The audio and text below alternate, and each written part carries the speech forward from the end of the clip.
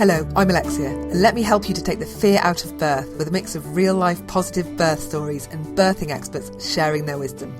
I'll also be sharing techniques for getting into the fearless birthing mindset.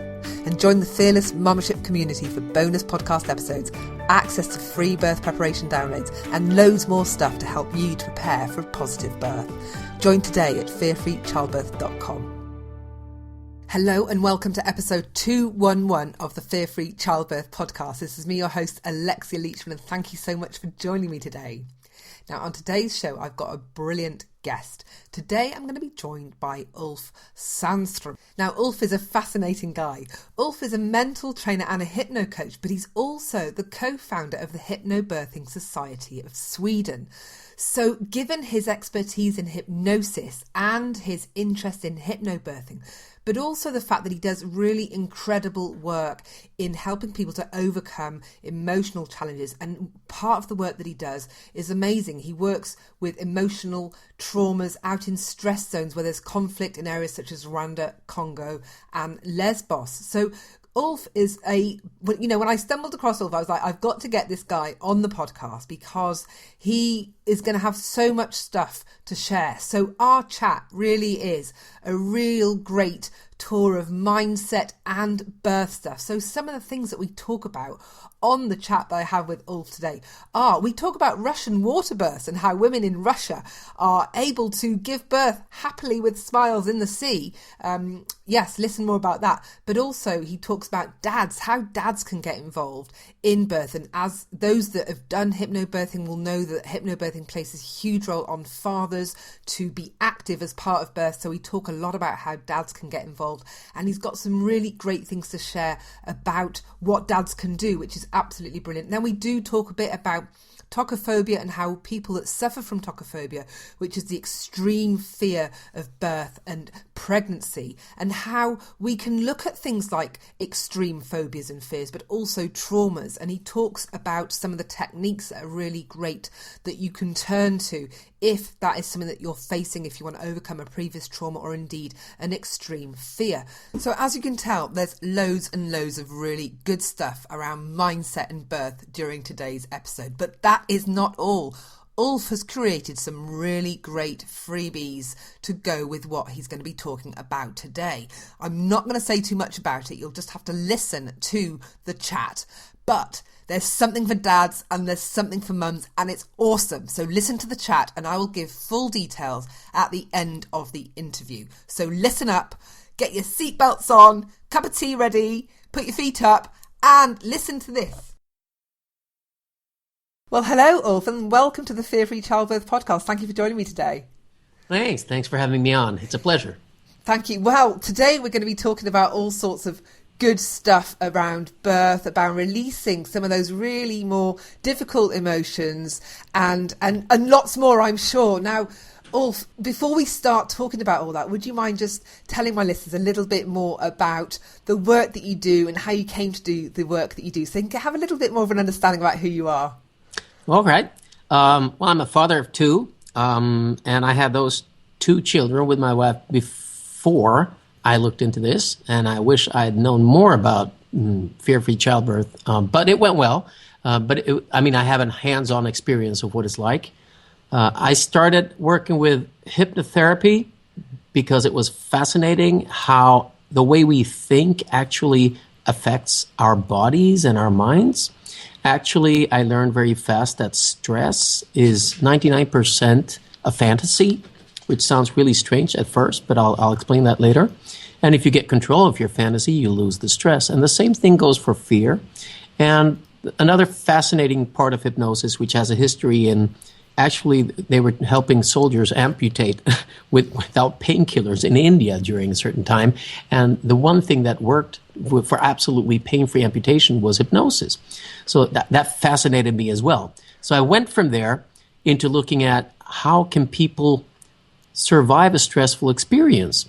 And hypnosis is a language-based intervention, so I started looking for something that didn't need language.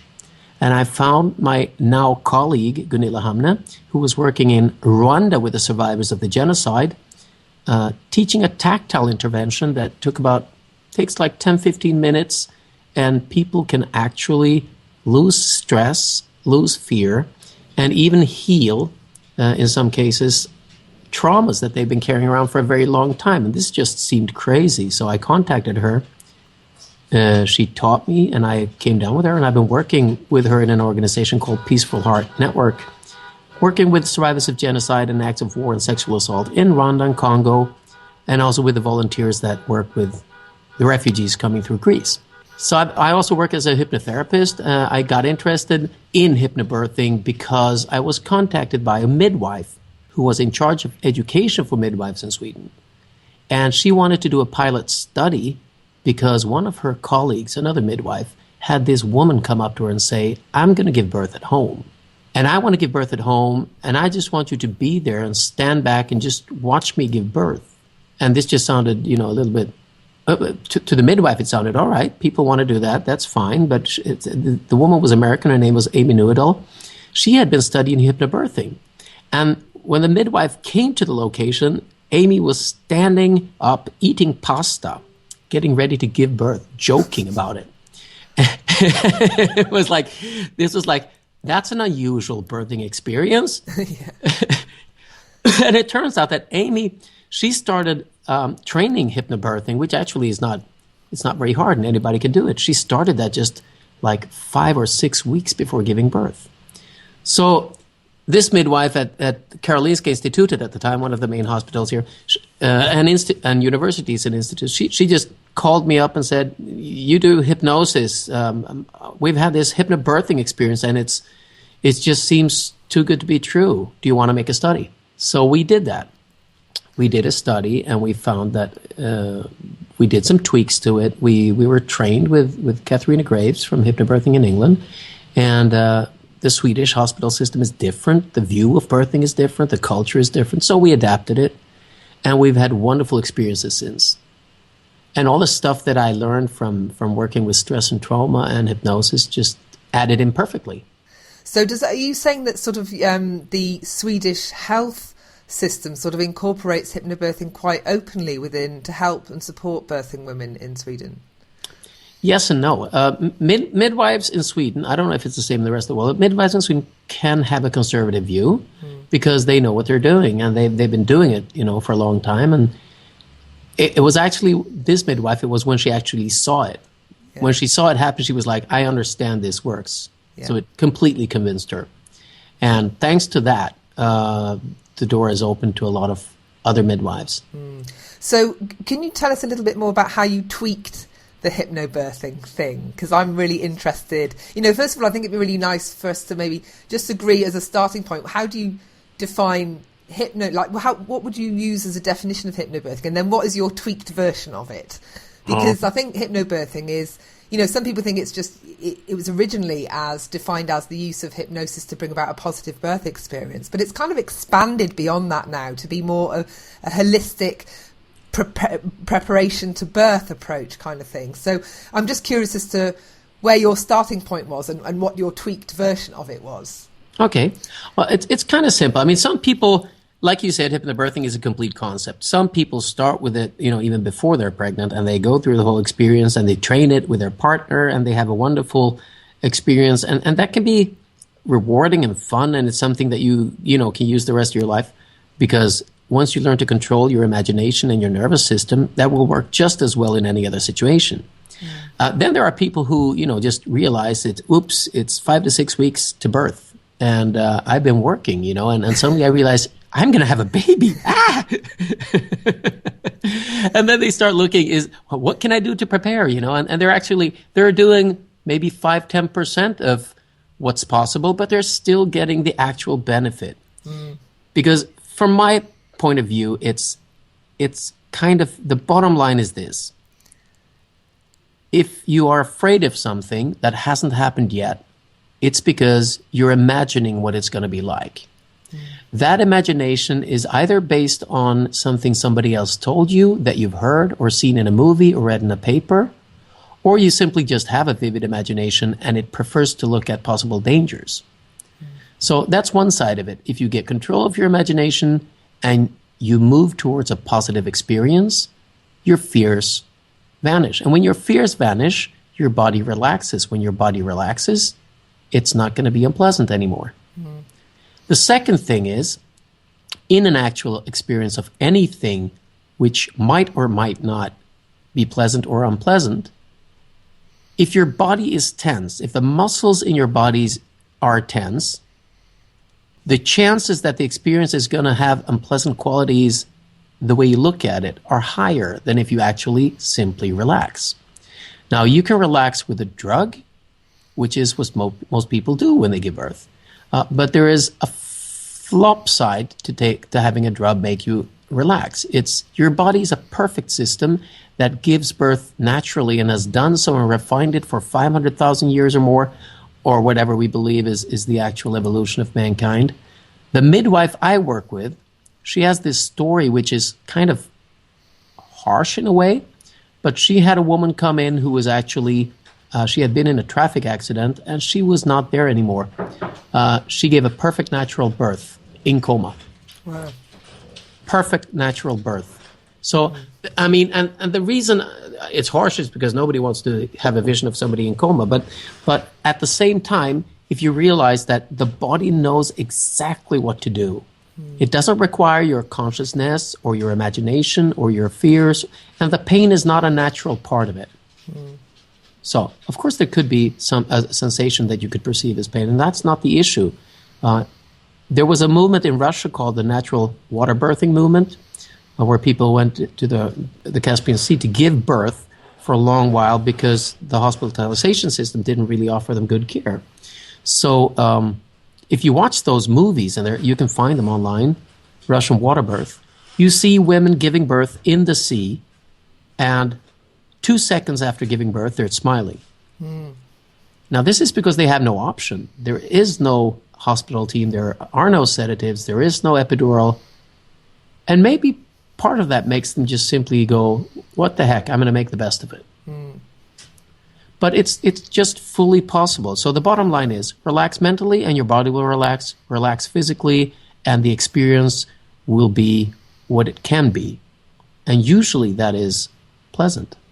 I love how you're, just that story, even though it isn't, like you said, a difficult story, the lady of a woman giving birth in a coma, it just illustrates very beautifully how, we really don't want the mind to get involved in this. And it's when the mind gets involved that you're more likely to experience problems, because it's the thoughts, it's the emotions, it's all that stuff that you're, like you said, you call it the imagination, is what's giving us a hard time here. And animals don't have that ability to have that vivid imagination we do. And then you don't see animals in pain giving birth. And yet we've managed to add pain to the equation. And it's down to this, our ability to have this vivid imagination and come up with all this stuff in our head.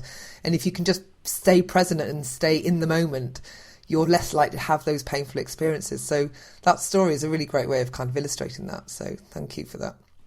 So the adaptations we made actually was, number one is, the partner is an active part. That's not really an adaptation. That's also in the original hypnobirthing.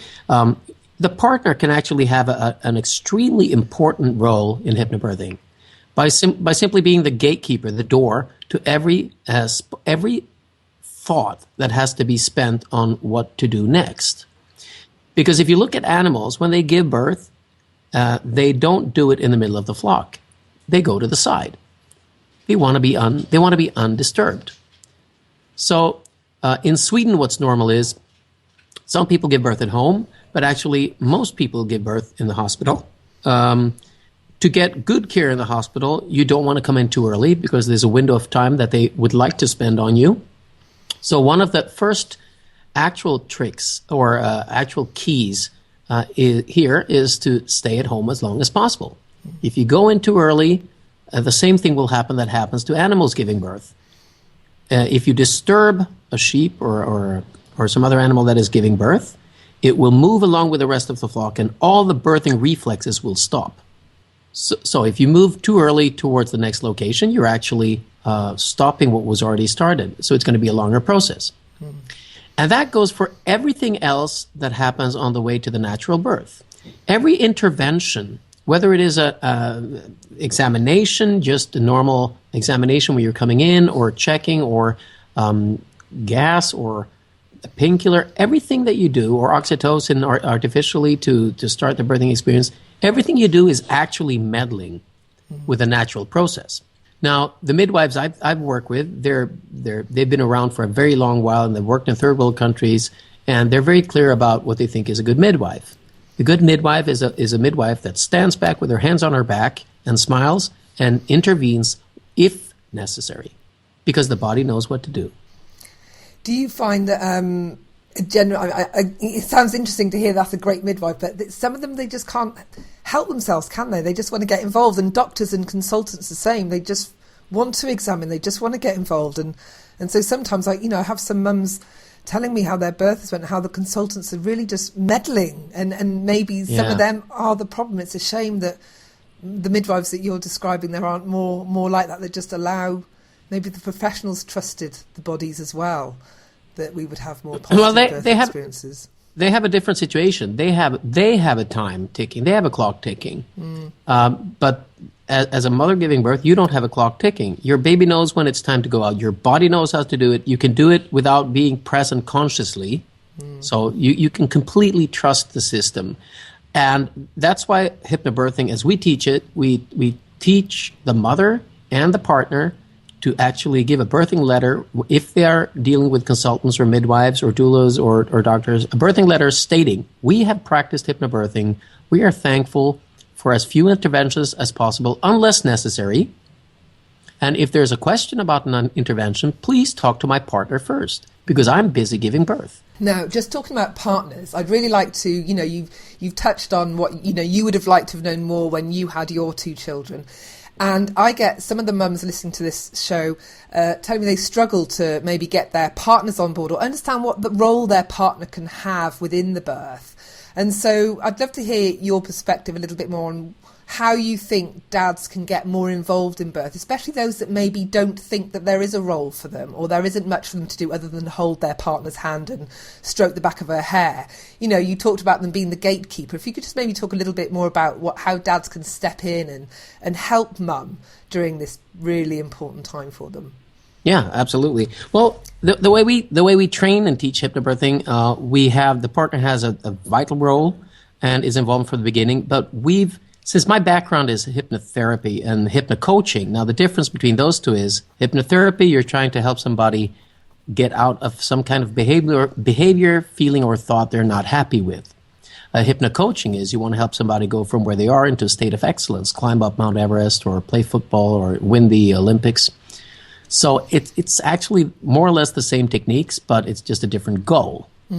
Now, in both those cases, it's very clear that the images you have in mind are what are going to guide your nervous system. If you're an athlete, you don't train mentally for running faster by seeing an image of yourself losing. You don't train succeeding in jumping higher by seeing yourself fall. So a really strong vision of where you're heading is just as important for the mother as the partner.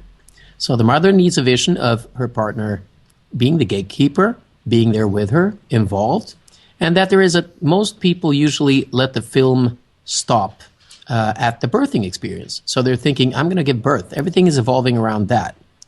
And we try to move the end of the film further and say, you should be worried about when your kid in your belly is going to come home from school saying, I'm not sure I understand math. Because by moving the goal further, you're actually diminishing a little bit the whole thing about the birthing, because that's going to be over. And you're going to have a baby, and there's going to be completely other worries after that. So the first thing we do is we move the date. What is the date you're looking at right now? What are you preparing for? Well, I'm preparing for the 5th of August. That's when my baby comes. And we say, no, that is not when your baby comes. Your baby comes when your baby wants to. That's a period within 4 weeks when it's possible that your baby comes.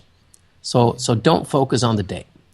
And the same thing goes for the partner, because, a partner who hasn't thought much about babies, they probably believe that the 5th is the 5th. So they can book themselves at the office triple work up until the 5th. And then they're going to write a book and some poetry and start, practicing some sport after that, because they're going to spend time with the baby. And we both know that's not the way it works. Yes. So we set that straight. And then there's this thing with hypnotherapy and hypnocoaching. It's self-hypnosis is when you listen to a recording. And you can get all the benefits of becoming relaxed, gaining control of your nervous system, losing images you don't like by doing that. But we teach the partner to read a hypnotic script to the mother. And the benefits that we've discovered are multiple. Now, first of all, we're giving something that evolves around having a baby that they're doing together. So he is reading a script to her, and she's trying to sleep.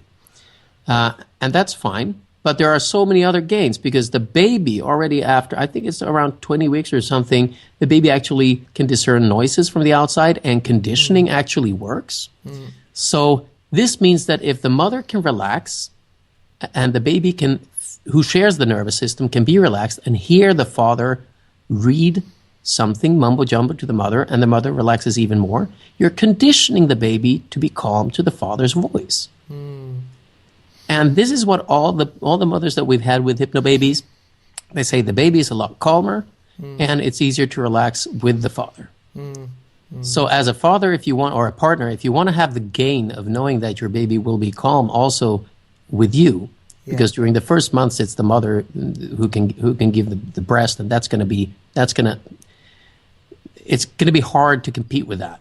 But if you actually can have a soothing voice that the baby is conditioned to like and be relaxed to, that's going to help enormously. Hugely. I mean, I just want to if I could draw a red circle around this part of the podcast and put loads of arrows on it. This is such an important thing, because I'm right now going through my little one who's about just over 1, and she's teething. And I, like you, we touched on the fact that from 20 weeks, babies can start to hear and discern sounds. And when they become familiar with something in the belly, then that same sound will calm them when they're outside of the belly. And I conditioned my baby. I would sing to her a particular tune that's very repetitive that I can do without thinking, that I can just churn out when she's teething. And I use that now, and it calms her so quickly, because I trained her on this calming tune while she was in my tummy.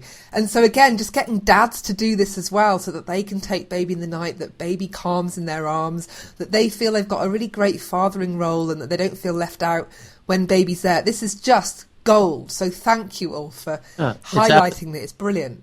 And the gold thing is that the mother is letting the partner cool her. So that kind of takes the edge also about a lot of stuff that you're worried about and thinking about, because you're actually, both of you, doing something practical for the baby, with the baby, that actually gives a result and that you'll have a gain of afterwards.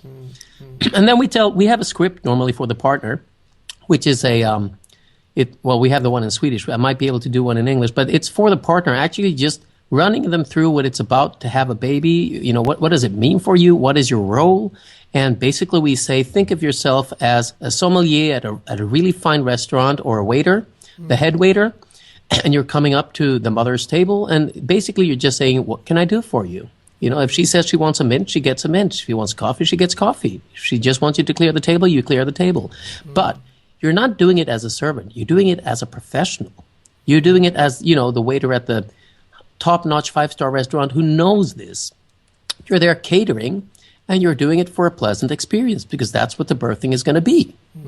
So you pack the bags, you make the phone calls, you make sure you're relaxed at all times.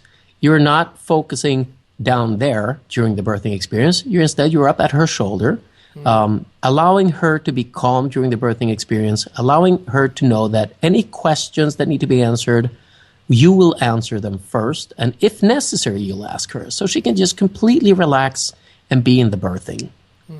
We also train the partner with a trigger. Now, a hypnotic trigger or anchor is when you touch a person in a certain place, for example, just with a finger on the shoulder, you can help them access a calm state, even if they're not able to on their own. So this is really simple to train. It's really fast. And I'm telling, if any of you mothers-to-be are having your partner listen to this part. Hello, partner. What if you could touch the mother of your child on the shoulder and have her simply relax, regardless of why? Wouldn't that be a magical button? Yeah. And that can be trained. And it's easy. And that's such a help, because when you're in the birthing experience, if it's the first child, it's going to be an immense experience. It's going to be something you've never been through before, but that doesn't mean it has to be bad. And I'll give you a story which illuminates this. Sometimes we have 6 couples, sometimes 2 that go to the trainings. At one specific point, we had a number of couples sitting across the table, and we asked them, what are your fears and expectations, and what do you want to achieve by learning hypnobirthing? So the first mother, she looked up and she said, well, I just hope I'm not going to, get hurt. I hope there's not going to be any tears. I hope my partner is going to be sane and with me and not irritate me. I hope my mother-in-law is not going to turn up too fast after. All these things. I hope the midwife and me are going to click, and all these things. An enormous amount of worries. And then, we said, okay, that's fine. We'll help you lose those by the end of this session and replace that by positive images. And then we turned to the next mother, and she just looked at us, incredulously. She just looked at us like, is it my turn? Wow. Well, I didn't know about all those things. I have been Googling birthing orgasm. And we have a screen, and she could Google up. She showed us what it was. And actually, yes, there are women who actually experience their orgasm during giving childbirth. It's not everyone. It's maybe not even every 10th, but it does happen. And that was her image. So, just the scope of it, from fear of everything into actually, not being able to wait to see how pleasant this birthing experience can be. I chatted to somebody when I decided to train in laughter yoga because I thought it would be a lot of fun. And I spent the weekend laughing, and it was a lot of fun. But one of the ladies on the laughter yoga course told me that she had an orgasmic birth, and I was pregnant at the time, so I was like, are you kidding me? I didn't realise you could do this. And then it transpired that actually laughter yoga can help you to bring about an orgasmic birth. And so her birth, she had all 5 of her sisters present when she was in labour. And they were all making her laugh. Some of them were drinking. It was a bit of a party. And they had some comedies coming on. It was just everybody laughing. And then suddenly the baby just popped out, and it was really orgasmic for her. And so she basically birthed her baby in pure joy. And that was that's helped to bring it about. And so that's the link with laughter yoga, is if you can kind of laugh for no reason and kick off that chemical physiological reaction in your body that comes from laughing, then that can bring about an orgasmic birth. And I couldn't believe I'd met somebody who'd had one, and it wasn't just this myth, this internet myth, but it is real and it is possible, Yeah, and isn't it amazing? And the thing is, I think that is how nature intended it. Yeah. Because the absolutely biggest high you can have after a natural birth is the oxytocin that kicks in during the hour after birth. That's some of the most immense experience for most people. That's where you actually connect and bond with the child connects and bonds with you. All those hormones are there for a reason, And I think that's a fantastic vision. Whether you reach there or not, it doesn't really matter, but it should at least be on the menu. Absolutely, as one possible option. And also saying laughter, that is something we actually teach, because laughter is a nervous reaction that makes your whole system relax and sends out all the hormones you need in that specific moment. So it's a fantastic way of not taking it too seriously. So dads who are good at dad jokes, they should probably start polishing their dad jokes for mum when she's in labour, shouldn't they? And they should also know that humor is a double-edged sword. If you do the wrong joke when the mother is in labor, there could be a flip side to that. Yeah, there is. Make sure it's fun for her. Yeah, not for you. Exactly. Now, one thing I'm curious for us to talk about is, you've done a lot of work with some people that are going through very, very difficult things in life. You touched on the work you've done around genocide, and I'd just be interested to hear about your experiences with working with people like that, because I know that I've got some of my listeners that have, very extreme fear of pregnancy. It's something that's known as tocophobia, which is an extreme fear of pregnancy and childbirth, and that feel that they don't have anywhere to turn, that nobody can help them, that they're stuck with this really bad fear. Some of them want to be mums, or some of them are married and their partners really want babies and children, and they just feel sort of a little bit helpless and, a little bit like they've got nowhere to turn. So I just want to maybe talk a little bit about your work in that area, so that to sort of help them understand that this is something that they can resolve and get past. Well, I've worked in Rwanda with the genocide survivors. I've also worked with women who have been survivors of sexual assault in Congo, which is a place where that happens a lot, and it's actually used in warfare. I also work with refugees that come to Europe now. And some of these people they've been through things that are too incredible to grasp. They've been assaulted, they've been raped, they've seen their family killed. How do you get back to life after that? Is that even possible? And when people think about that, they go, oh, that is real trauma. That is big trauma. Wow. Well, my things seem so small compared to that. And that's one of the misunderstandings I'd like to put straight right away. If you develop a fear or a phobia, it's not consciously done. It's not your will. It's your nervous system that somehow has focused on this. And a fear of giving birth or a fear of becoming pregnant or a fear of anything else is as real, as traumatic as anything else. It's nothing to laugh about. It's nothing to joke about. Trauma is trauma. Fear is fear. Phobia is phobia. It kicks your nervous system into absolute alert. So some people make fun of people that have phobias, whether it's spiders or becoming pregnant or anything else. And that's just pure silly because it's comparable to a life and death fear. Now, life and death fear is not run by your conscious mind.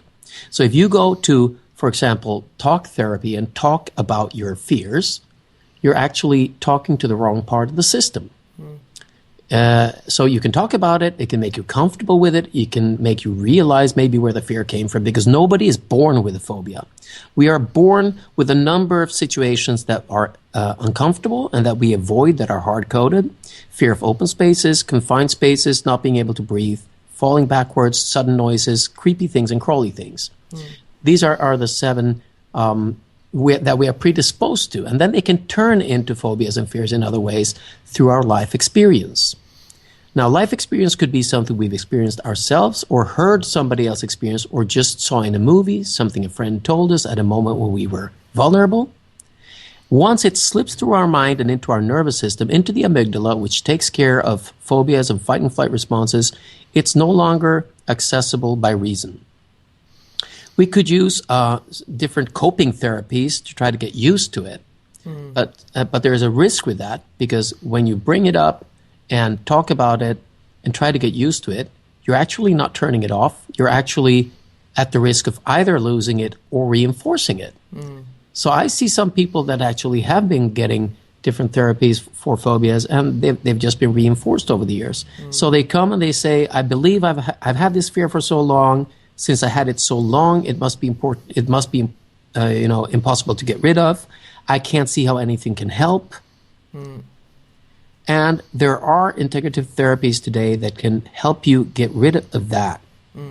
I can say firsthand, I've seen people who have been traumatized by incredible, horrendous acts of genocide and have had that trauma for over 20 years that have been able to resolve it. I've also seen people with fear of birthing, fear of spiders, fear of pain, fear of anything, that have been able to resolve it. And it's a process that is called deconditioning or depotentiating that part of the nervous system.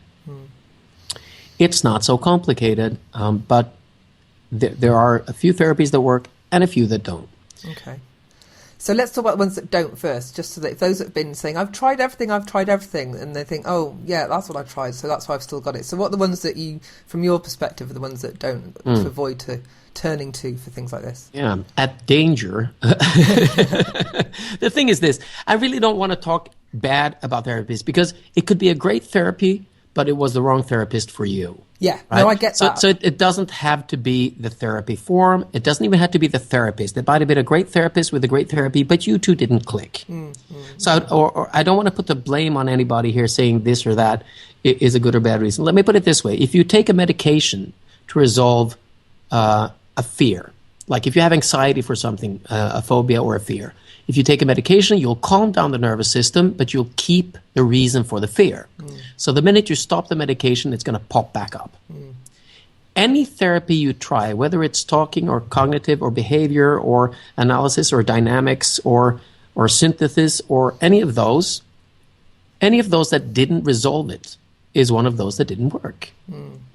And I'm not saying it's inherent in the method or therapist, because everybody's different.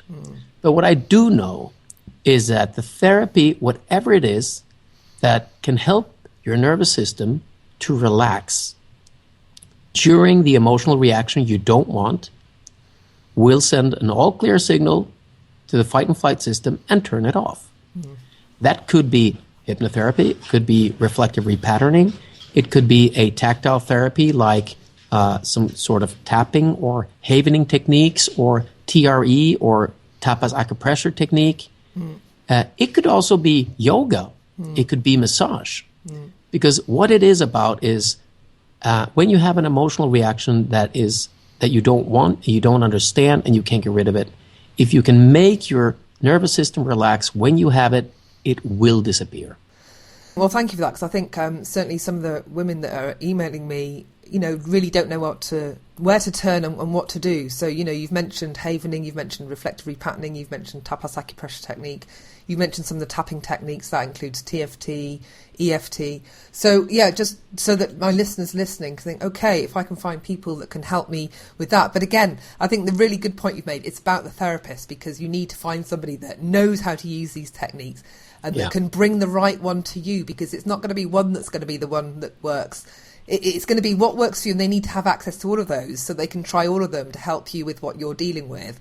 So again, I think your point about finding a therapist that works for you, that you click with, that you have trust with, that is expert at using these, is going to be the one that makes the difference for you, I think. So thank you. I think that's going to be really helpful for people to hear. Now, I'd like to maybe skip on to, how, if we do have some of these unresolved fears going into birth, how that might impact the birth, if we do leave these unresolved in that birth experiencing. From your experience, what would you say to women that maybe do have those fears unresolved, and what might be the risk of not dealing with that pre-birth?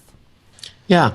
The reason I hesitate a little bit is I think that, you know how if you have a really good day, you feel in love, you're happy, you met somebody who made you feel good about yourself, and you're going to work, or you're going to see somebody, and you spill some coffee on your new white pants, and you go, what the heck, I don't care, that's just coffee and it's just pants, life is too big for this.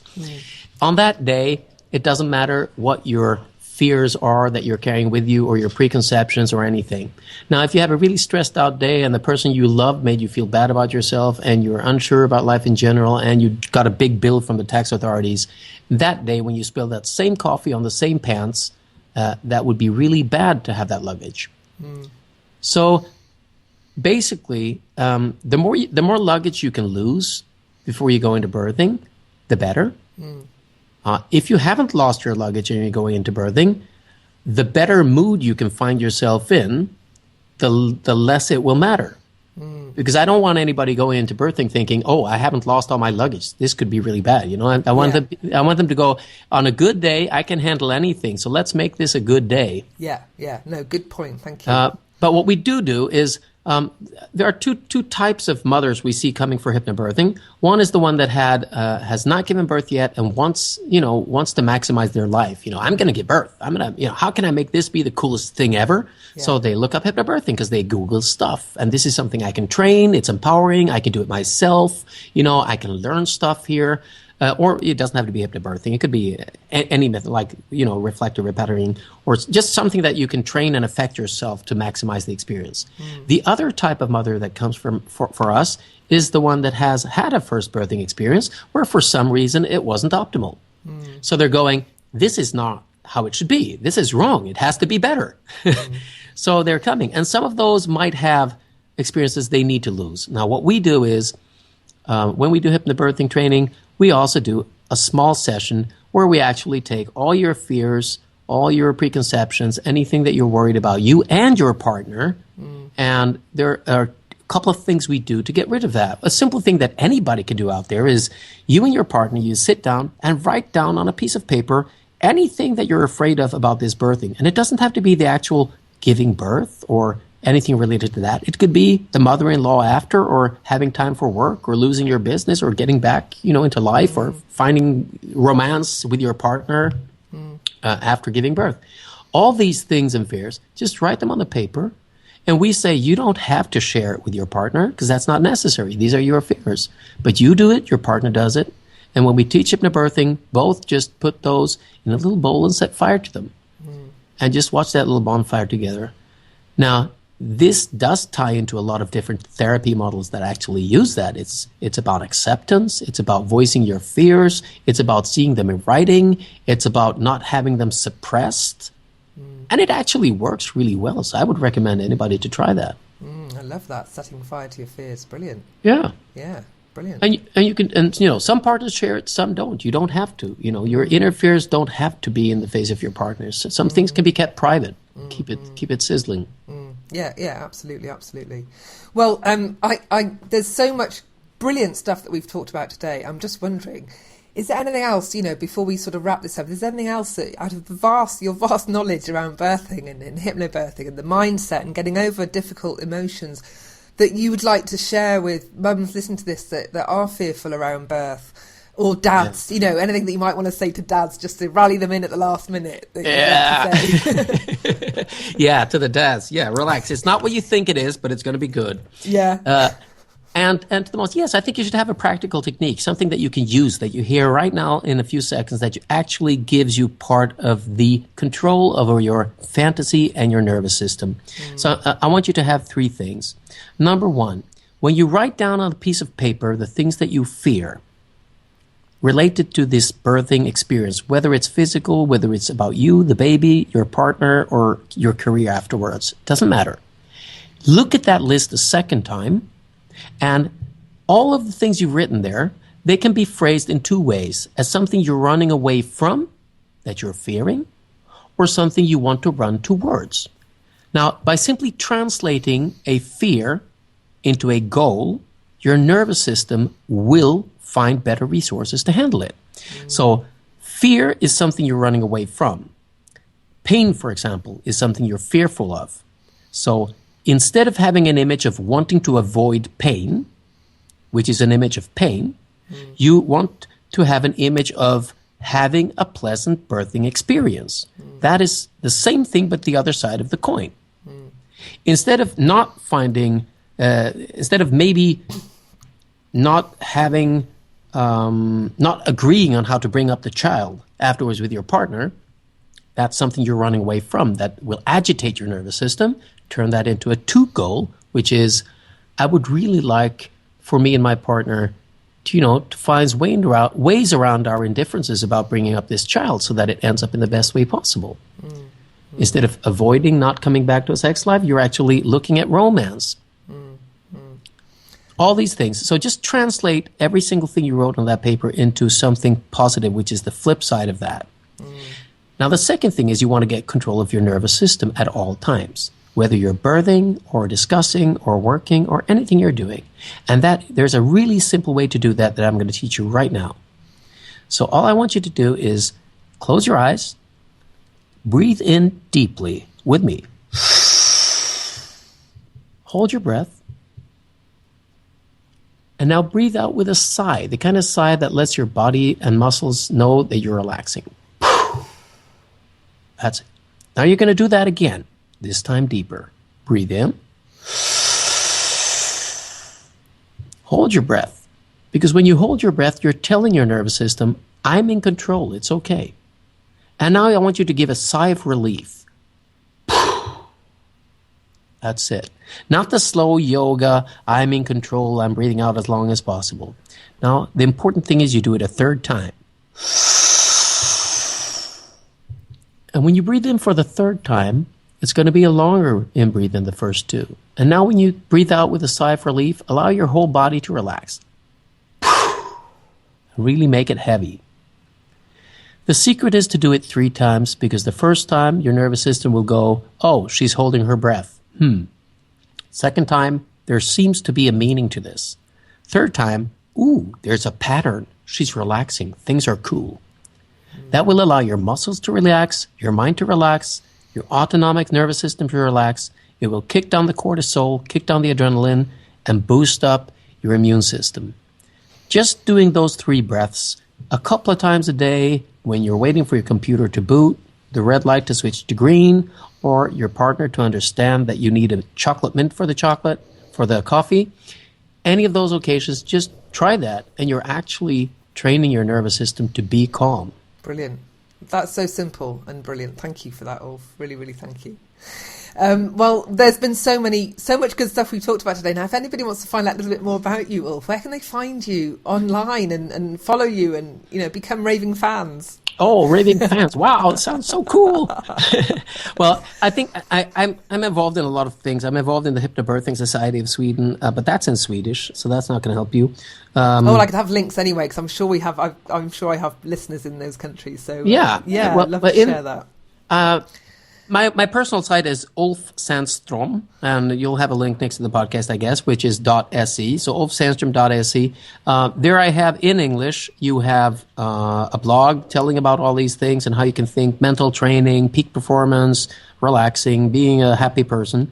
There's another one called findinghappy.co, but that's kind of just simply focused on the actual achieving maximum happiness in your life.